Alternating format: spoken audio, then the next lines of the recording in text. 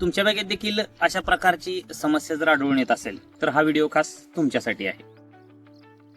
लोकांना फक्त डाळिंब बागायतदाराचं झालेल्या उत्पन्नातून येणारा पैसा दिसतो, त्यांच्या येणाऱ्या अडचणी कधीच दिसत नाहीत. तेलकट असेल, मर रोग असेल, कुजवा असेल, त्याचबरोबर आता नवीनच काही शेतकऱ्यांच्या बागांमध्ये हा प्रॉब्लेम दिसत आहे. जसे की डाळिंब लकडून गेलेलं आहे, फळांची संख्या भरपूर आहे, तरी देखील झाड निस्तेज आहे, झाड स्ट्रेस मध्ये गेलेलं आहे. 100 झाडांपैकी 5 झाडांवरती अशा प्रकारची अवस्था डाळिंब बागायतदारांना सध्या भेडसावत आहे. याचं नेमकं कारण काय आहे शेतकऱ्यांना अजूनपर्यंत समजलेलं नाही. होणाऱ्या ज्या अडचणी आहेत किंवा असा ज्या डाळिंबाच्या बागेमध्ये असा जो स्ट्रेस दिसतोय किंवा पानांची अशी निस्तेजता आलेली आहे, या विषयावरती मार्गदर्शन करणार आहोत.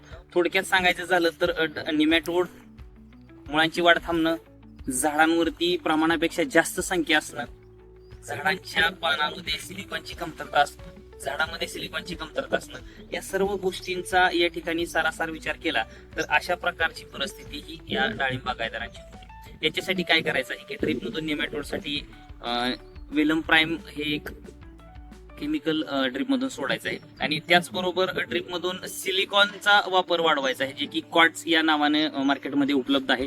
ते सिलिकॉन प्रति एकर 10 किलो क्वार्ट्स सॉइल हे सिलिकॉन आपल्याला ड्रीपमधून द्यायचं आहे. आणि अशा प्रकारच्या येणाऱ्या ताणावरती किंवा अशा प्रकारचा जो त्यांच्या बागेमध्ये स्ट्रेस दिसतोय तो स्ट्रेस नक्कीच कमी होणार आहे. धन्यवाद.